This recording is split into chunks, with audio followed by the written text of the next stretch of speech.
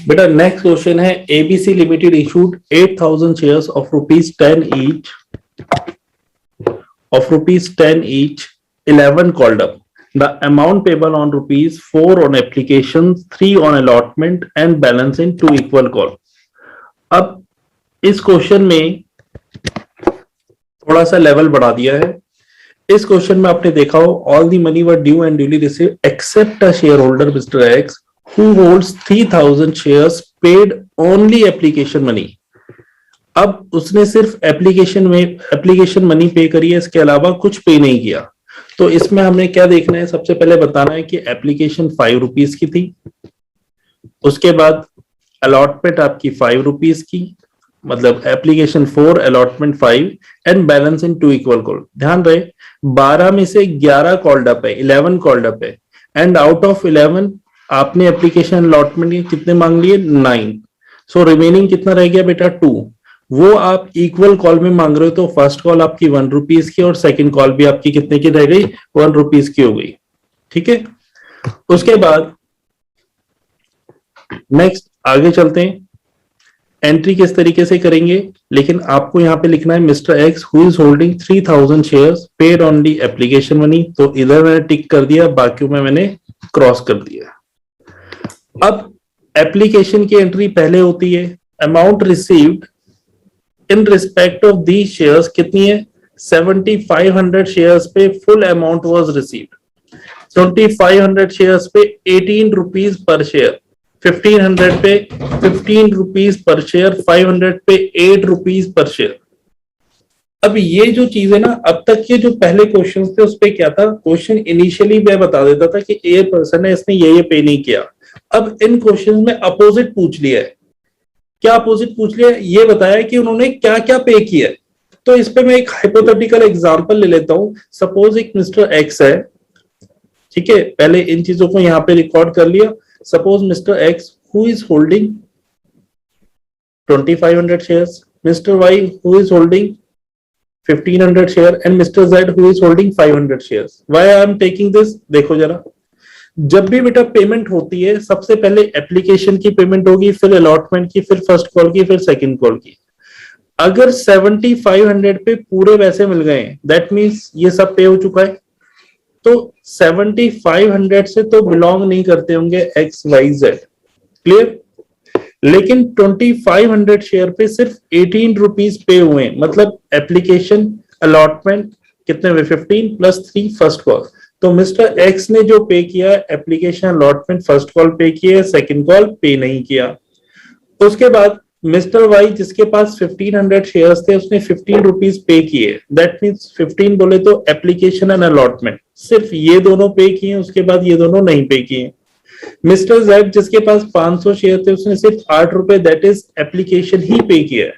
तो एप्लीकेशन में टिक आ जाएगा, बाकियों में टिक नहीं आएगा, क्लियर। अब इनको करना कैसे, नॉर्मली हमने इश्यू किए थे 12,000 शेयर, तो एप्लीकेशन में पहले पैसे आ जाते हैं, तो bank account debit to share application. अब बैंक में कितना आएगा, यहां पे नंबर ऑफ शेयर्स 12,000 थे, 12,000 पे 8 रुपीज के अकॉर्डिंग कितना आ रहा है, यह आ रहा है आपका 96,000। इस पैसे को ट्रांसफर कर दिया जाएगा शेयर कैपिटल में, राइट। इसके बाद नेक्स्ट अब हम अलॉटमेंट की एंट्री मांगेंगे। तो अलॉटमेंट की एंट्री, अच्छा कई बच्चे पूछते हैं कि सर जब अलॉटमेंट यहां पे देखा जाए तो अलॉटमेंट किसने पे नहीं करी, अलॉटमेंट सिर्फ मिस्टर जेड ने पे नहीं करी।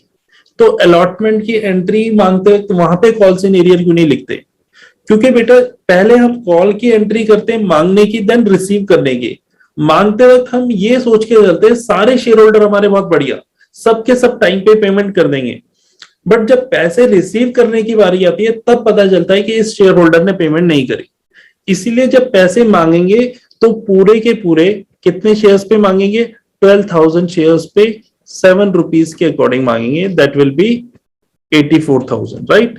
बट जब पैसे रिसीव करने की बारी आएगी तब हम देखेंगे कि हमें तो जेड के पास 500 शेयर थे, उसने पेमेंट नहीं करी, दैट मीन्स रिमेनिंग 11,500 पे 7 रुपीज के हिसाब से पेमेंट आई है। राइट, क्लियर है? कोई दिक्कत यहां तक तो बोलो। No sir. ठीक है, अब 84,000 में से ये पेमेंट आ गई तो कितनी नहीं आई? 500 पे 7 के according 3500, that is our call scenario. उसके बाद फिर फर्स्ट कॉल की एंट्री करेंगे, फर्स्ट कॉल मांगने की, share first call account debit to share capital पूरे 12,000 पे। और जब रिसीव करने की बारी आएगी तो हम देखेंगे यहां पे कितनों ने दे दिया, 10,000 ने दिया। अब ये 10,000 कितनों ने नहीं दिया वो हम यहाँ पे चेक करेंगे कि फर्स्ट कॉल में इसने और इसने पेमेंट नहीं करी थी। तो Y और Z टोटल मिला के कितनी होल्डिंग करते थे? 2,000 शेयर की। तो 12,000 में से 2,000 नहीं मिला तो 10,000 पे मिल गया और 2,000 हमारा कॉल सिनेरियो रहा और वो कॉल सिनेरियो यहाँ पे डाल दिया। फिर हम सेकंड कॉल की एंट्री भी ऐसे ही करेंगे, मांगते वक्त सभी से मांगेंगे 12,000 इंटू 4 मतलब ड्यू की एंट्री। और जब रिसीव करने की बारी आएगी तो हमने चेक किया इस बार तो तीनों ने ही पे नहीं किया, तो एक्स वाई जेड तीनों मिला के कितने होल्ड करते थे total number of share? That will be 4,500 share. तो 4,500 ने नहीं दिया तो कितने ने पेमेंट कर दी होगी? 7,500 ने। तो 75 पे 4 रुपीज के अकॉर्डिंग 30,000 और कितना नहीं मिला? That is 18,000 call scenario. समझ में आया? क्लियर एकदम? अच्छा, Yes, sir. बताओ बेटा प्रेजेंटेशन कैसी लगी? पूरी पीपीटीज मैंने एक एक करके आपको स्टेप बाय स्टेप बनाई है और मैं जानता हूं अकाउंट्स में कोई पीपीटी नहीं बनाता, वो सब लिखते हैं, बट मैंने प्रेजेंटेशन ऐसी रखी है ताकि आपको एक एक चीज समझ में आई, स्टेप बाय स्टेप चले। कमेंट बॉक्स में जरूर लिखना कि प्रेजेंटेशन कैसी रही, क्या ऐसी प्रेजेंटेशन और चाहोगे या प्रॉपर मैं हैंड रिटन करूं? चलो करो बेटा इस क्वेश्चन को okay sir. Complete note down करो। Bank account debit to share application.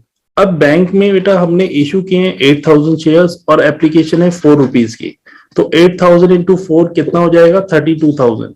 तो शेयर एप्लीकेशन में 32,000 रुपीज आए और मैंने कहा था that amount will be transfer to share capital account, right? तो share application account debit to share capital 32,000। Next entry, last class में मैंने ये भी बताया था आप लोग को कि एप्लीकेशन की एंट्री एक अकेली ऐसी होती है जिसपे पहले आप पैसे रिसीव कर लोगे, आफ्टर दैट हमेशा allotment, first call, second call and so on. जब भी आप कॉल करोगे सबसे पहले ड्यू की एंट्री होगी, देन उसके बाद आप अमाउंट रिसीव करने की एंट्री पास करोगे। तो आपकी अलॉटमेंट की एंट्री हुई share allotment account debit to share capital. How many shares issue किए थे कंपनी ने? 8,000 अलॉटमेंट है 5 रुपीज की, तो अगर आप यहाँ पे लिखो तो that will be 8,000 into 5, how much? 40,000 and this amount will be transferred to share capital। और जब पैसे रिसीव करेंगे तो एंट्री होगी bank account debit to share allotment. अब क्वेश्चन यहाँ पे आता है कि 8,000 में से 3,000 शेयर मिस्टर एक्स के पास थे, उसने पेमेंट नहीं करी, तो इसका मतलब 5,000 पे पैसे आए होंगे 5 रुपीज के अकॉर्डिंग, दैट विल बी 25,000। अब जो रिमेनिंग 3,000 पे उसने पेमेंट नहीं करी 15,000, वो लॉस हो गया हमारे लिए, तो all the expenses and loss are debit. तो उस लॉस का एक नाम रखते हैं, आपको ये तो पता चल गया 15,000 का लॉस हुआ है और हमने उसे डेबिट करना है, तो इसका एक अच्छा सा नाम रख लेते हैं बेटा। सोचो 15,000 कब? जब हमने उससे कॉल करी, किस चीज की? अलॉटमेंट की, फर्स्ट कॉल की, सेकंड कॉल की, तो उसने पेमेंट नहीं करी, तो कॉल के टाइम पे उसने पेमेंट नहीं करी तो एक नाम रख देते हैं, that is calls in arrear. याद रहेगा, एरियर मतलब होता है आउटस्टैंडिंग। तो 3,000 इंटू 5 ये हो गया 15,000। इसके बाद फर्स्ट कॉल की एज यूजुअल जैसे एंट्री कर दें, share first call account debit, कितना? 8,000 शेयर्स थे, इंटू 1 8,000, और जब पैसे रिसीव करने की बारी आएगी तो 5,000 में तो हमें मिल गए, लेकिन 3,000 हमें नहीं मिले, वो कि हमारा क्या हो गया? Calls in area. क्लियर? अब आगे चलते हैं next, that is final call की एंट्री। Same share second call account debit to share capital. कितने हमारे पास थे शेयर्स? विजिबल हमारे पास थे शेयर 8,000 शेयर्स इशू किए थे। 8,000 शेयर्स के हिसाब से आपके पास 8,000 आएंगे, 1 रुपए की कॉल थी। उसके बाद यहाँ पे अगेन 5,000 इंटू 1 और कॉल्स इन एरियर आ जाएगा 3,000, राइट।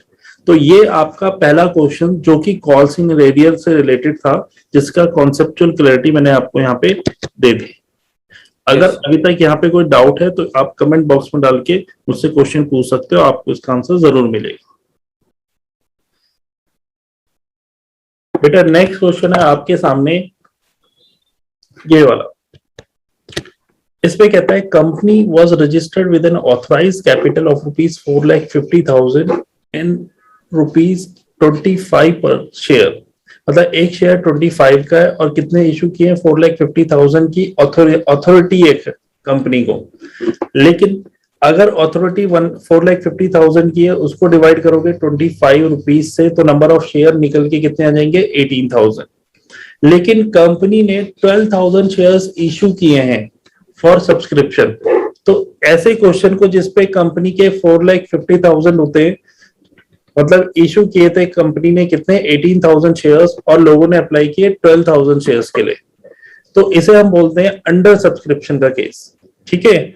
और इन क्वेश्चनों में हम जितने शेयर्स के लिए अप्लाई लोग करते हैं, हमें उन्हीं से चीजें देखनी पड़ती है, उसी बेसिस पे एंट्री पास करनी पड़ती है, राइट।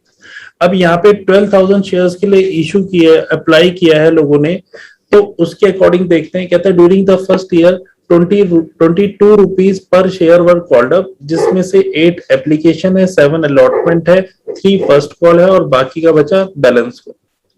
अब क्या आज का टॉपिक बेटा यहीं फिनिश करते हैं। Thank you so much. और हाँ, जाने से पहले मेरी वीडियो को लाइक कीजिए, शेयर कीजिए और सब्सक्राइब कीजिए। Thank you so much.